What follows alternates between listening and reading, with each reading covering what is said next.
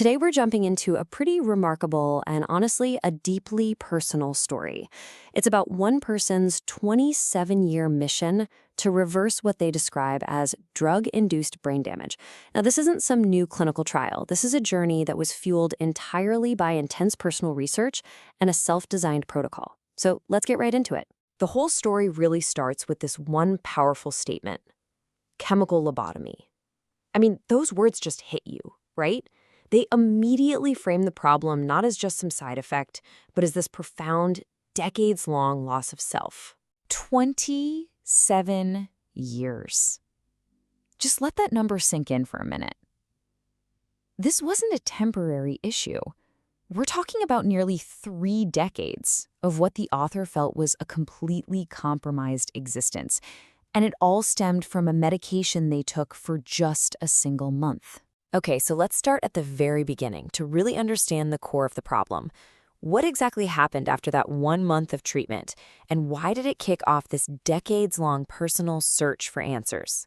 The consequences, well, they hit fast and they hit hard. At just 20 years old, the author gained a staggering 60 kilograms. That's over 130 pounds, which led to type 2 diabetes. But the physical effects were almost matched by something even deeper: a complete shutdown of their emotional world. The ability to feel joy, to connect with music, to really experience life, it was just gone. And this is a really key point. This is where the author's path completely diverged from their doctors. The medical perspective was, hey, these symptoms are just part of the illness. But the author was absolutely convinced that this was a physical injury caused by the drug. And that fundamental disagreement is what fueled a lonely 27-year-long investigation. So after all those years of searching, finally a breakthrough. This wasn't just a gut feeling anymore. The author actually found scientific research that offered a potential explanation for their condition, and with it, this incredible glimmer of hope that it might actually be reversible. So what was the breakthrough? Well, it all came down to a couple of specific peer-reviewed papers. You can see their ID numbers, the PMIDs right there. The first study was huge. It showed that a drug called Betahistine could actually reverse the effects of olanzapine, which is Zyprexa's active ingredient, on dopamine receptors in the brains of rats. Then a second study came out and confirmed it wasn't just a fluke. For the author, this was nothing short of a scientific lifeline. So what is this damage we're actually talking about? Well, the research pointed to something called dopamine D2 receptor downregulation. To put it simply, Zyprexa was basically silencing the brain's entire reward system.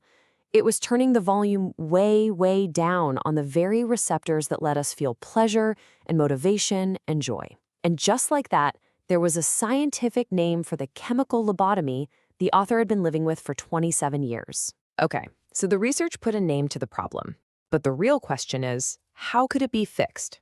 Well, the answer seems to lie in the mechanism, how both the damage and the potential repair actually work on a biological level. Okay, so here's the core idea. On one hand, you have Zyprexa. It works by blocking a really key switch in the brain called the histamine H1 receptor. When that's blocked, it suppresses dopamine and messes with your metabolism. But on the other hand, you have betahistine. It seems to do the exact opposite. It's what's called an H1 receptor agonist, which basically means its whole job is to flip that same switch back on, helping to restore normal function. The author had the perfect metaphor for this. The goal wasn't to somehow fight the old drug, but to simply turn the lights back on in the parts of the brain it had shut down. So, armed with all this scientific knowledge, the author went from theory to practice. They developed a very precise protocol to try and apply this research to their own life. And this is where the real quest for recovery begins. And the research was super specific. It wasn't just a guess. It pointed to a very precise target, 28.8 milligrams per day. That was the exact dose that came right out of the scientific literature. From there, the author put together this really clear, methodical 4-step plan. It was all about getting the right medication, figuring out how to actually hit that target dose with the tablets that were available, creating a consistent schedule, and then Of course, carefully monitoring what happened. Now, getting that exact dose was a bit of a challenge, so there had to be some practical thinking here. By taking the common 24 milligram tablets and splitting them in half, they settled on 12 milligrams 3 times a day. Yeah, it's a slightly higher total dose, but it was still well within a safe range, and taking it with food was really important for absorption. And look, this next point is absolutely crucial, and we really can't stress it enough. The author is emphatic that this is their story and their research. It is not medical advice. They insist that anyone, and I mean anyone, considering a similar path must do so only under the direct supervision of a qualified doctor. So the protocol is in place. The big question is, did it work? Let's take a look at the initial results and what the author thinks this could all mean for the future. The changes weren't some big overnight miracle, but they were huge. The intense cravings and appetite that had been a problem for years started to go down. There was more energy, better focus, and most importantly, there was this subtle return of emotional color to a world that had just been gray for 27 years. It was the first real feeling that the brain was actually, finally starting to heal. For the author, this whole journey was about so much more than just their own recovery. It's about validating the experiences of so many patients who felt like their concerns were just being dismissed. It suggests that maybe this kind of drug-induced injury isn't a life sentence, and it really serves as this powerful call for better warnings for patients and, frankly, more restorative treatment options. But the author is really, really clear about this. This is just the beginning. The call to action here isn't for people to self-medicate. It's for the scientific community to take this seriously.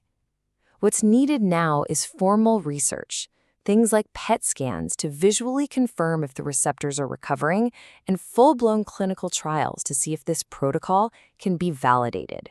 And that really leaves us with this huge question, doesn't it? In an age where patients can access so much information, what is the role of these individual, deeply researched stories like this one? Can they actually pioneer new paths and maybe push the medical field to look into questions they might have otherwise ignored? It's a really powerful thought to end on.